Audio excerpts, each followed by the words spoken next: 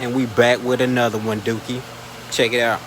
Got this 2021 Ford Transit 250 3.5 in that thing.